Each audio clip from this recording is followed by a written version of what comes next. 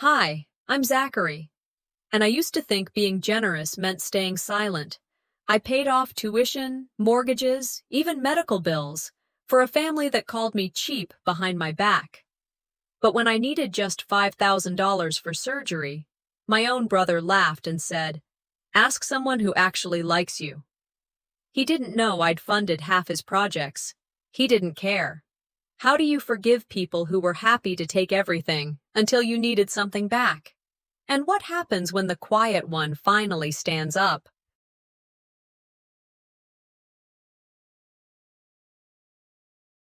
I woke before dawn, folding open the screen door to that familiar, soft light spilling into my kitchen in Des Moines. The air smelled of earth and honey, like the early days of spring, even though it was late fall. I held my mug of coffee, watching the steam rise like a quiet confession. My garden, the one I tend each morning, was still, rows of marigolds glowing faintly.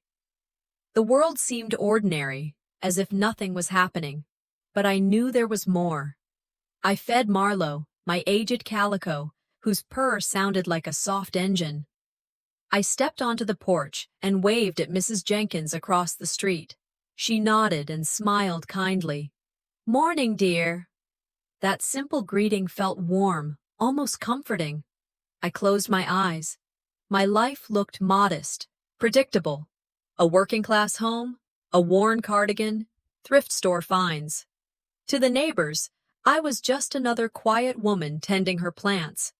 But I carried something else beneath that calm exterior. 5 years ago, I won the lottery. Yes, that's real. I remember the ticket, damp with sweat in my palm, with disbelief quivering through every part of me. The moment was surreal, like someone had whispered, "This changes everything." But I stayed silent. I didn't trust anyone. I didn't want to be valued for money. I wanted to be valued for me. So I bought rental properties under a pseudonym, quietly reinvested, built real wealth without a trace. In a world that only sees dollar signs, I chose invisibility. I drove that old Hyundai, its paint chipped, its engine purring like a stubborn kitten. I shopped at thrift stores, chose muted curtains, and wore only what felt like home. Neighbors whispered I was saving for retirement, living modestly. That suited me. I'm a ghost in sweatpants, I would think, and I liked it that way. Late that morning, the front door clicked open. Barbie, my older brother, strode in with that confident swagger. He glanced around and smirked. "Living like this by choice or just gave up trying?" His voice sounded polite, but I heard the barbs. I held a teacup, smiled, offered mint tea. "Just embracing simplicity," I replied softly, but my pulse stuttered. He chuckled but siphoned away the warmth from the room. His tone was concerned, big brother, but I heard mockery. I didn't flinch. I offered more tea, but inwardly I winced. Days later, our family gathered at Aunt Clara's for brunch. Thanksgiving-themed tablecloth, mismatched mugs, laughter filling the air. Barbie clinked his glass and declared, "To our family's urban monk, Zackary." Everyone laughed. I smiled back, but it felt like my ribcage shrank. I thought, silence is a choice. But sometimes it feels like handcuffs, tight, invisible, suffocating just enough you feel it but can't break free. I sat quietly, measuring the distance between us. Barbie, front and center. Me, invisible until the punchline. After brunch, I retreated to the sunroom. The sky outside stretched like a reminder, blue, uncompromising. Memories washed back. Childhood afternoons when Barbie's shadow always fell across my world, our mother praising him, praising me only when necessary. No screaming fights, just polite distance. We drifted, like two leaves on a silent stream, touching once, now floating apart. I picked up a framed photo of us as children, arms slung together. We looked like friends then, before the distance grew, before the laughter turned pointed. I tapped the glass softly. If they ever knew what I truly have, would they still laugh? A cough escaped my throat, soft, unexpected, echoing through my bones. I pressed a hand to my chest, startled. It wasn't a smoker's cough. It was deeper, something behind the mask of domestic peace. That cough. It wasn't the first, and it wouldn't be the last. Chapter 2. The Laughter That Cuts. I left the kitchen that afternoon, still tasting mint, feeling as if every polite gesture carried weight. The sunlight had shifted beyond the curtains into a soft glow across my living room. I reminded myself of something Grandma used to say. The loudest one in the room usually has the least to offer. It dawned on me then. Barbie's grandstanding always masked something empty. He wore success like a suit tailored for applause, not for warmth. In contrast, my life hid under covers of quiet, where nobody asked questions or expected anything. That brunch I'd endured was theater, not family. The smiles were scripts, and I played my part. But something about that scene had cut deeper than laughter, enough to remind me how easily modesty in America becomes mistaken for failure. And I refused to let that misunderstanding define me. A few evenings later, I stood before my bedroom mirror, choosing an outfit carefully. Not flashy, just a soft cream dress that whispered calm, and a navy shawl for warmth.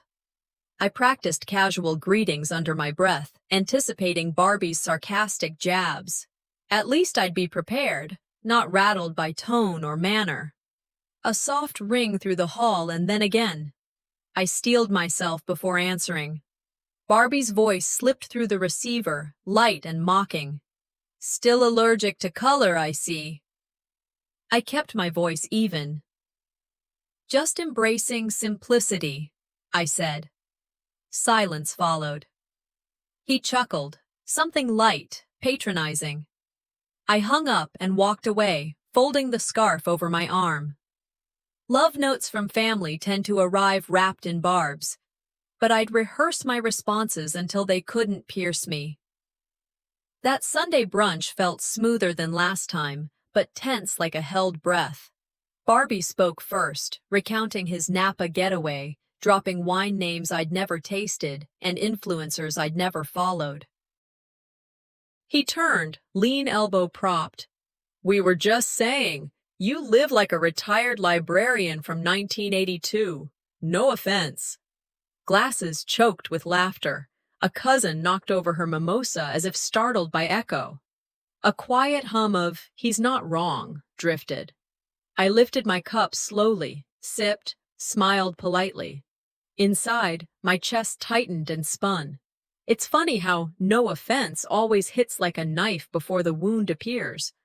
I leaned back, thoughts whispering. They see silence as weakness. But silence doesn't have to be surrender. My throat had been tight since I woke, not from nerves, but from fatigue. Like years of holding inward tensions were rubbing my nerves raw. I looked across the table, sideways glancing at the fireplace mantel where family photos smiled down. Would they laugh the same if they knew I'd quietly funded their repairs, college tuition, medical bills? I'd helped so many people without acknowledgement. But the desire to speak up, to let them know I wasn't as powerless as they thought, flickered and died before it reached my lips. Instead, I excused myself. I'll just check in on the stuffing, I murmured. My steps felt weighted, but steady. From the kitchen doorway, I heard it all. Barbie's voice louder this time, more confident, like he wanted an audience. If she dies alone, at least the cat gets the house, right? People laughed again, including someone who snapped, "You're terrible, Barbie!" But the laughter didn't stop. The words settled into the tiles. My heart recalibrated. I walked out with reclaimed calm, rose instead of faltering.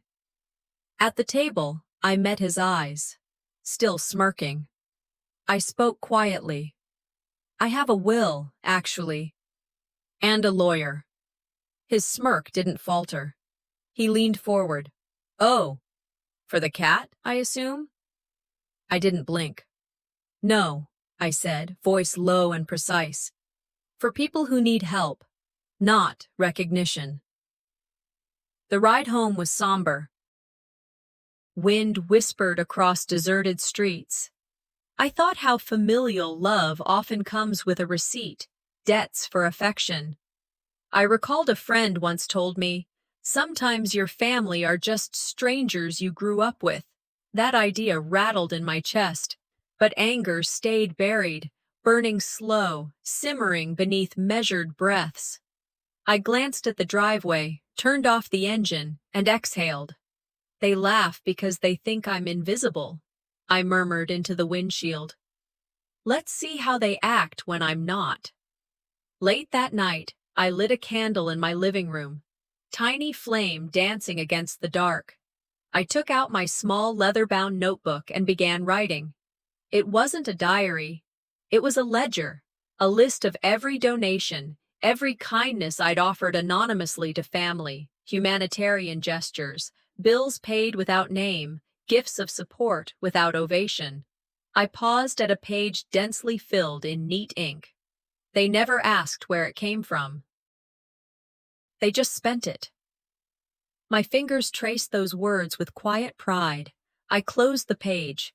That ledger, my quiet record, would speak when I chose to let it. And soon, they'll wish they'd asked. That evening, the quiet after the laughter felt heavy, as though the house had swallowed every joke and hoarded it in corners where light couldn't reach.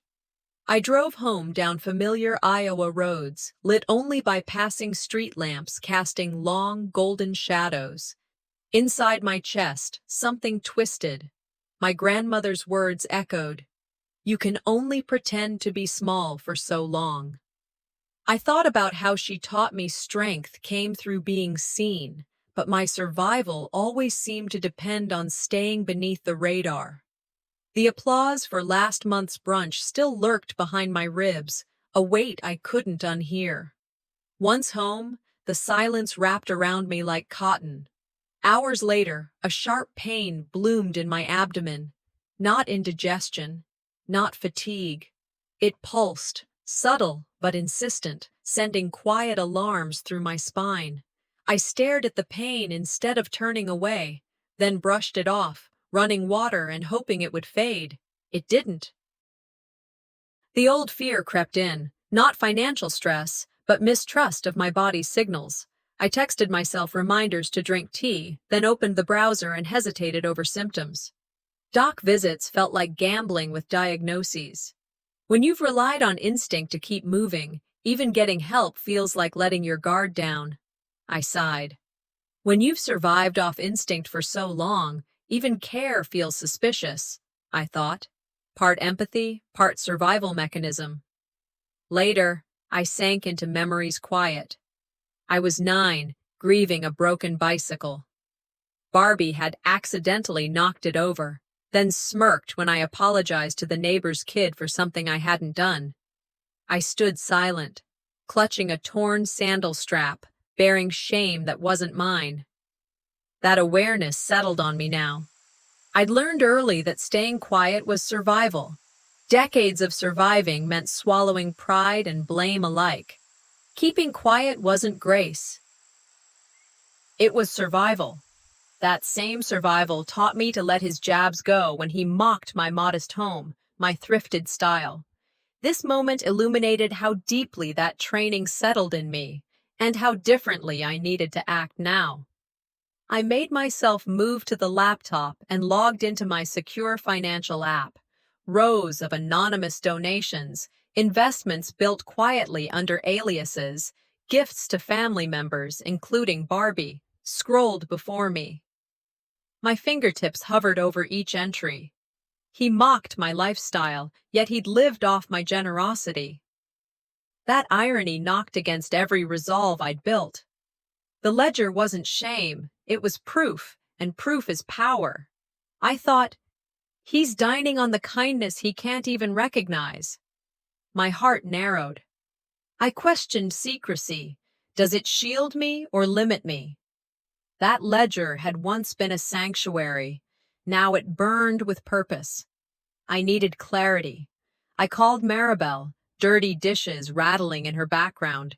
She answered sleepily, but her voice brightened when I shared my fear. I admitted the pain, the donations, the choices. She paused, then said what I needed. You should let them know. These shadows are only shadows because you let them stay hidden. I hesitated, jealousy shadowing authenticity. What if they only see the money, not the years I gave in silence? Maribel's voice was kind but firm. Then you'll know they were never your family. That answer cracked something open in me. Real change required risk. A truth louder than silence. Later that night, I lay in bed staring at the ceiling, the higher branches swaying outside the window like distant applause. I realized how tired I was of playing small, of protecting hearts by hiding mine. I reached for my journal and began to write a letter to Barbie, scrawling in careful lines. I wrote, "If something happens," then stopped. I signed my name and the date. That was enough for now. The phone's glow reminded me of the ache returning. It edged sharper, insistent. I closed my eyes and whispered to the night. The pain returned, this time sharper, and I knew I couldn't ignore it anymore. I arrived at the clinic early that morning, sunlight already slipping past the blinds, but not yet bright enough to chase away shadows. The waiting room smelled of antiseptic and stale magazines, a world away from my quiet home at dawn. I perched on a vinyl chair and let my hands rest on my lap. Public healthcare spaces have a coldness to them, a reminder that you are one patient among many. A nurse glanced at my file and murmured, "You're Barbie's sister, right?" My name, always tethered to his identity. I nodded, voice soft. It felt odd. Being defined by someone else's shadow never sat right with me. I closed my eyes, recalling that someone once told me, "You're nothing like your brother." That's a compliment. A gentle truth floating in the hum of fluorescent lights. The doctor arrived quickly, efficient, compassionate. He listened, examined a few concerns, then said there were irregularities. They'd need scans and blood work immediately. My heart fluttered, adrenaline tightening my chest. I stayed silent, though panic rose. I thought of my finances, how much I could transfer quietly, how much I'd hidden in accounts even I barely thought about. Money wasn't lacking, but asking for help? That felt like exposing myself entirely. I nodded at every recommendation, swallowed hard at the cost estimates, hid my anxious racing behind measured politeness. I took a breath. In moments like this, even calm felt like a choice, not relief. In the middle of filling out paperwork, my phone buzzed. Barbie, calling out of the blue. I answered, braced for impatience. His voice breezed over my vulnerable moment. "Hey, just saw your donation plaque downtown. Didn't know broke people could do charity." My grip tightened.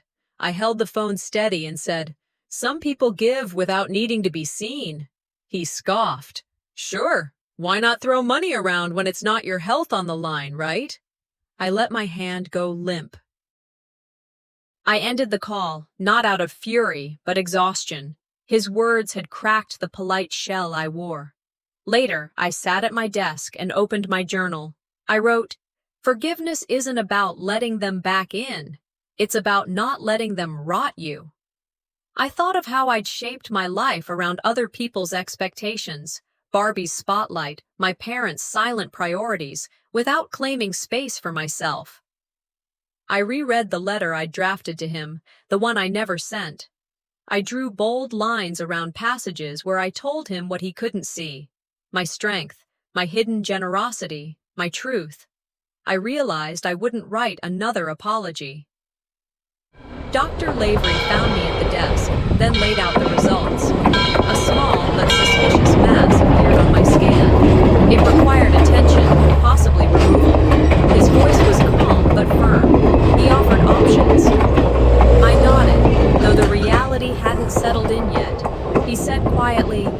You're surprisingly composed. I managed a small smile. I've been here before. This storm inside's just quieter now, I said, mindful of my tone. He suggested bringing in someone, family support, companionship through this. I shook my head. I preferred to carry this in silence, if only to claim ownership of it. That evening, I stood at my kitchen counter, tea steeping beside me, diagnosis papers spread, quiet lamps lit, and thought about visibility. My phone buzzed again, Barbie's name flashing. I let it go to voicemail. I opened my laptop and logged into the foundation account hidden from public view and sent a $5,000 donation to the same hospital using an alias. My fingers hesitated over the send button, then clicked. No flourish, no announcement, just a quiet act of will. He wouldn't give me $5,000 for my health. I just gave $5,000 to save a stranger. Let's see who comes out richer. Chapter 5. The Price of Pride. I woke to the familiar chime of my voicemail, that soft tone pulling me from sleep before daylight warmed the corners of the room. A moment later, the message played. Barbie's voice, polished and tentative. Hey, I heard you're under the weather. Wanted to check in. The words dipped into concern, but didn't warm anything inside me. His tone was sticky sweet, the kind of empathy manufactured to comfort himself as much as another. I listened again, voice unchanged, and then whispered to the quiet room. Now he cares? The question echoed into silence. After a slow cup of tea, I mustered enough resolve to return the call. My voice was even, calm. Hi. Barbie's end bubbled with rehearsed concern. How are you doing? He asked, arching around the truth. I'm waiting on some results, I said, soft but steady. Just waiting. He cleared his throat, as if reading cues. Well, hang in there, he offered. There was a pause. Just hope it's not because of your, minimalist choices lately. His jab landed like a pebble dropped in chilled water. I felt the ring, but showed no ripple. It was evident. He wasn't calling from care, but for show. Later that afternoon, I faced the truth that had haunted me since diagnosis. I might need surgery. I counted what I'd quietly set aside, bit by bit, over years. I explained to Barbie, I've managed, but there's a gap. $5,000, exact. His reaction dripped from polite clown to harsh disbelief. Wait, you're asking me for money?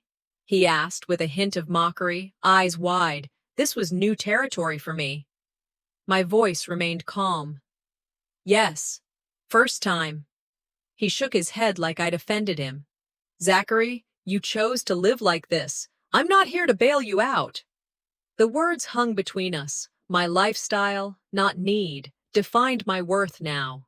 He added, I can't set a precedent. He turned it like a threat, but meant it as a lesson. I gathered myself before replying. So, I said, pacing slightly in my living room, voice measured. When I was anonymous, my help was welcome. Now that I ask as myself, it's a liability. Barbie tried to shift focus, blaming tough economy and other obligations. I paused, then delivered quietly. This wasn't a test. You failed it either way. And then I hung up. My hand trembled. Grief for the memory of what he once was, and clarity for what he had become. The sting settled into quiet focus. I opened my ledger, years of receipts detailing funds I'd funneled into ventures for family, always under aliases. 6 years, nearly $32,000. I ran my finger down those lines. Every house repaired, every tuition payment made, every hospital bill cleared. He'd thrived on it without seeing my name. Anger bled into pride. He'll never know how rich he was in my silence, I told the empty room. Exposure wasn't my goal, not yet. I wanted this truth to empower me first. Before heading out for another appointment, I packed that same folder, Financial notes, surgical papers, quiet affirmations of worth. Silence had served as shield, but now it was solid ground. My phone lit up. Barbie's message. "You're being dramatic." I didn't respond. I opened the glove compartment, placed the folder inside. On top, an envelope marked in my handwriting. "In case of emergency, not for Barbie." I clicked the lock shut. The final thought whispered in my chest. I once stood guard to protect him with everything I had. Now, I protect myself with everything I've learned. Tôi đang viết nội dung chapter 6, What Kindness Costs.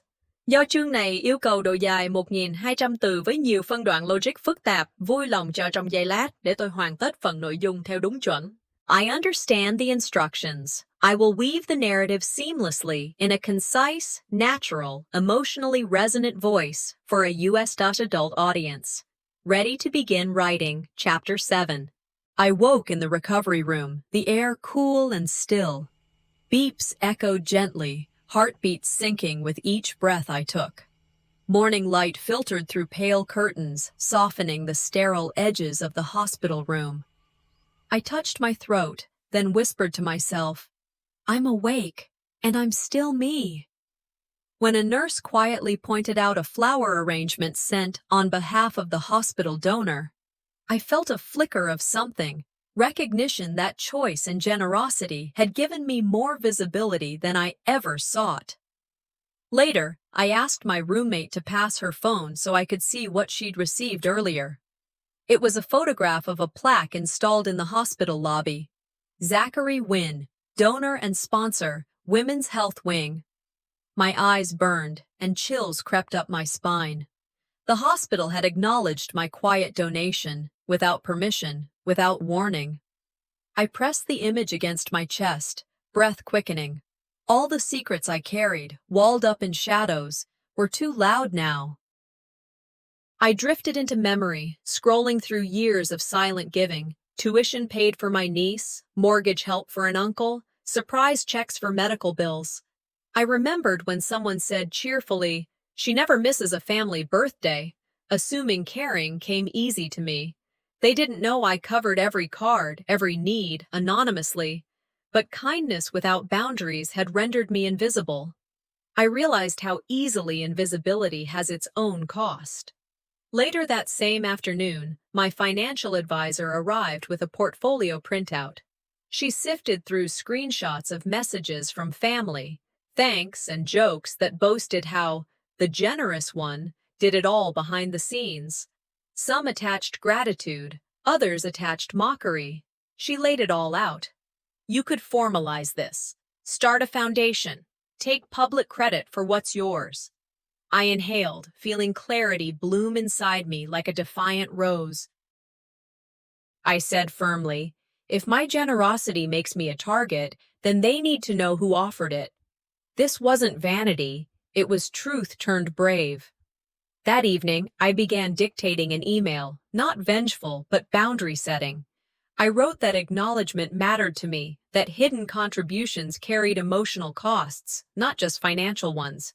I requested genuine communication and respect going forward. I thought of Maya Angelou's words, "Do the best you can until you know better. Then when you know better, do better." This wasn't revenge, it was alignment. Discharged and dressed in tailored comfort rather than a sterile billowing robe, I wandered the corridors. My footsteps echoed as I paused before the plaque, my name radiant on polished metal. I placed a hand against it and thanked myself for stepping forward, for claiming space. My phone buzzed beside me. A group chat message popped up. "Who does she think she is?" I smiled, replied simply, "Someone finally honest." And then I spoke my truth to the empty hallway. I thought invisibility was safety. Turns out, visibility is my liberation. I stepped out of the hospital into the crisp air of late afternoon, the weight of visibility settling over me like a new coat. That plaque, my name shining back at me from polished metal. It wasn't just acknowledgement, it was a turning point. I exhaled, watching passers-by's shoes hurry across the pavement, some barely glancing, some offering a nod. The world felt simultaneously smaller because I was finally seen, and impossibly large because I had shifted from ghost to presence. I thought of Maya Angelou's words. People will forget what you said, but people will never forget how you made them feel. That truth tightened in me. Let this chapter be defined by feeling, not hiding. Back home, my phone buzzed with activity from the family group chat I'd once scrolled past without thought. We didn't know she donated that much, someone wrote. My finger swiped open the thread, and there it was, Barbie's post, feigning warmth. Nice surprise from our generous sister. The simplicity of his tone, that feigned gratitude. It stung sharp. Another comment. Wow, I thought she was broke. My chest tightened, not from the money, but from the indifference. The shock wasn't ignorance. It was how fast gratefulness tripled back into mockery. I typed back, careful with every word. Facts don't need applause, but ignorance should be corrected. I saved the exchanges like evidence. This time, my silence wasn't sorrow. It was proof. I leaned back, flipping through memory. Times I sent money for college fees under a pseudonym, adulthood tuition, rent relief, unseen gifts, each one a small lifeline, and each wound tighter when I felt forgotten once the need vanished. I thought, kindness without presence is kindness without credit. That realization washed through me. My resolve sparked. This had to change, not from bitterness, but from clarity. A knock sounded at my door that evening. I opened it to Barbie holding a coffee, unnerved, apologetic. Saw the posts. Surprised to learn you funded half the family, he muttered, awkwardness coating his words. Calm filled me swiftly. Surprise is a strange currency. I prefer honesty. He averted his gaze. The silence between was massive. He tried to speak. I cut him off. I'm not asking anything this time. You had your chance. His shoulders sagged. He left without fanfare. No change in tone, just a shift in power. Inside, I collapsed onto my couch. Tears ran freely. Not sorrow, but release. I grabbed my journal and scrawled, "They need to see me at my weakest, so they think they know me. But I'm still here, stronger." I set my hand over the ledger and added, "Today, I become visible, not for their sake, but for mine." I closed my eyes and whispered Maya's words again. We may encounter many defeats, but we must not be defeated. The house settled into evening quiet. I rose and gazed out the window, the reflection of my face greeting me. I whispered to the darkness. They mocked the invisible me. Now they'll just miss the woman who stood up. And then, with resolve in my lungs, I said to the night, "Tomorrow, I will reclaim Thanksgiving, on my terms, and they'll have to RSVP." Chapter 10. Public Reckoning. I returned home in early evening, moving through familiar spaces with renewed appreciation. The hum of the refrigerator, the soft glow of lamps, the worn quilt folded across the sofa, all of it felt comforting and fair. Visibility finally had consequences, but this time, they were just... I reminded myself of an old saying, "What doesn't kill you makes you stronger." It's clumsy wisdom, maybe, but right now, it grounded me.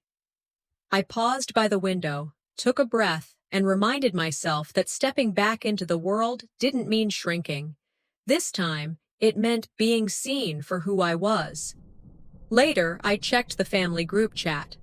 Barbie had posted a heartfelt, "Thank you," more sincere than I'd come to expect.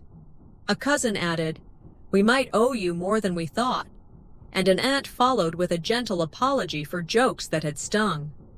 I recognized these messages as cautious steps, not trust granted, but respect emerging.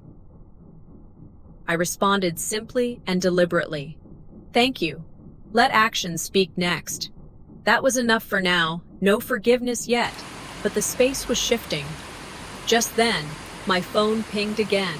A private video from Pippa, my niece. She was teary as she said, "I'm so sorry, Auntie. You deserve better." There was no performative drama, just honesty. I paused before replying. "Thank you. Your voice means more than any plaque."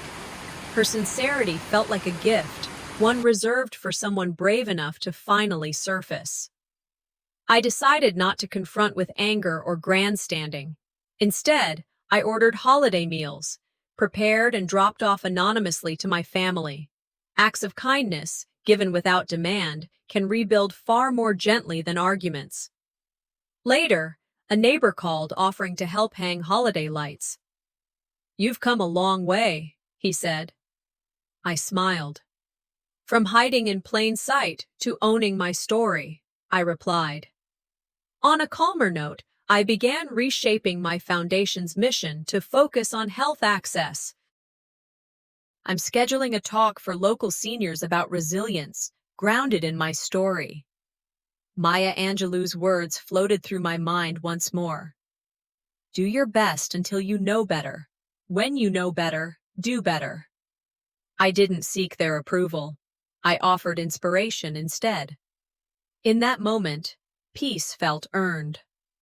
That evening, I stood on my porch under a soft sky, porch light glowing warmly behind me. No resurgence of conflict, no dramatic reconciliation, just quiet acceptance and a firm sense of self.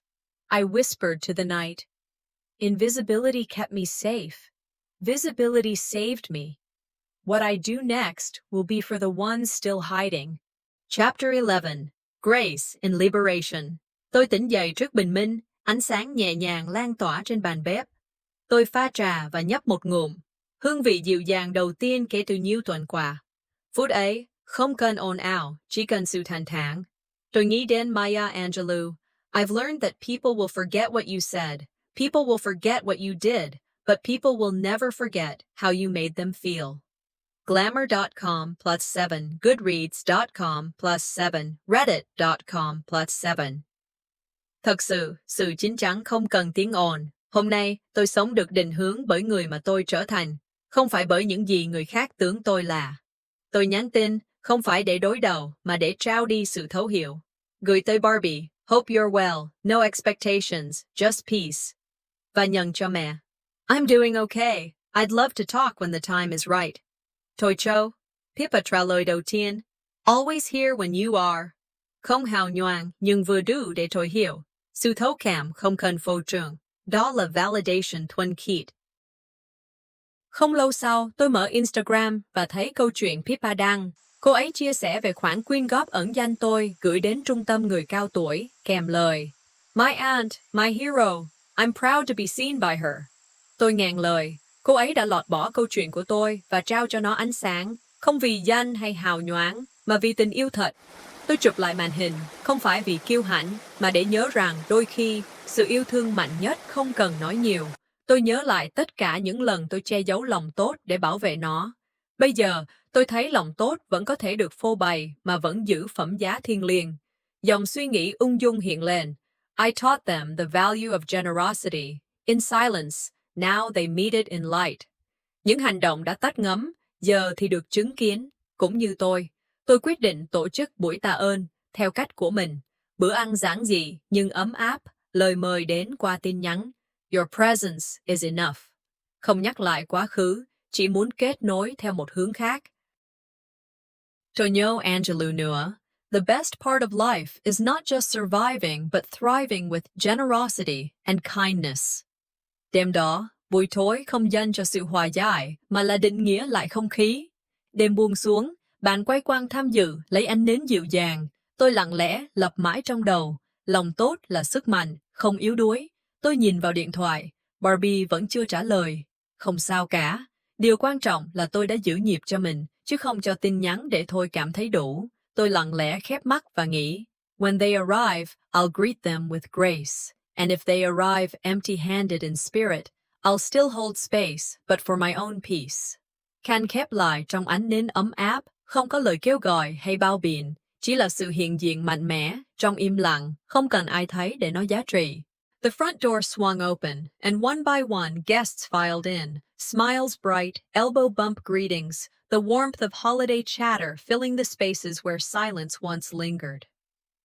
For the first time, this house felt truly mine, not just a quiet refuge on tough days, but a home that recognized my presence, welcomed me.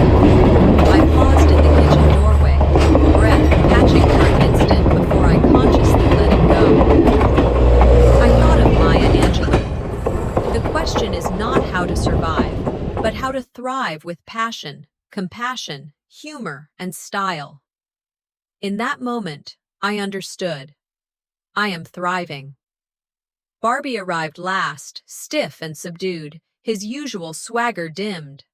A distant cousin greeted him with an awkward hug. Others offered polite hellos, their smiles gentle but guarded.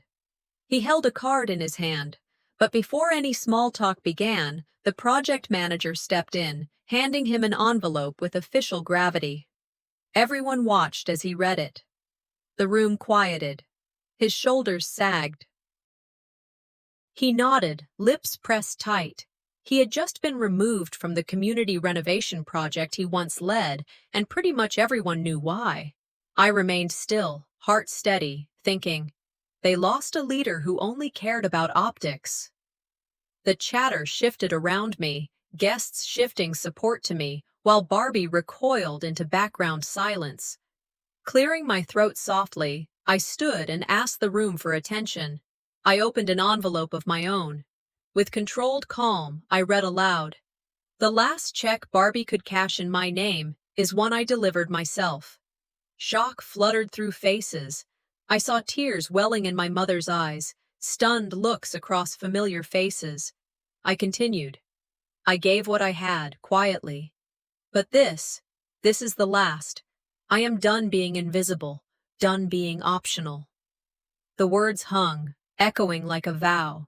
A serving fork dropped. My mother stepped forward first, gently placing her hands on my arms as tears slipped down her cheeks. Even Barbie looked past embarrassment. He avoided my gaze. Pippa stood beside me, his support unspoken but unmistakable, her hand solid on my shoulder. The room shifted, tension melting into recognition. I realized then, this wasn't revenge. Justice had been delivered by presence, by grace. I allowed myself to absorb the moment. Liberation felt quiet, but it roared within me. Dinner resumed at a gentler pace, voices softer, connection deeper. I hosted not as a victim, but as someone who reclaimed her story. The kitchen filled with smells of roast turkey, herbs, fresh bread, a tableau of new beginnings. At one point, I spoke under my breath. I built my worth not on their approval, but on my ability to love myself. And I believed it. Later, I stepped onto the dim porch, candles inside flickering behind me, stars dotted the sky. Everything felt right. My voice, calm to the end. They mocked my fortune, refused my need. But I found strength, myself, and in whispered clarity, I didn't just walk away, I walked forward, on my own terms, and that is all the vindication I need.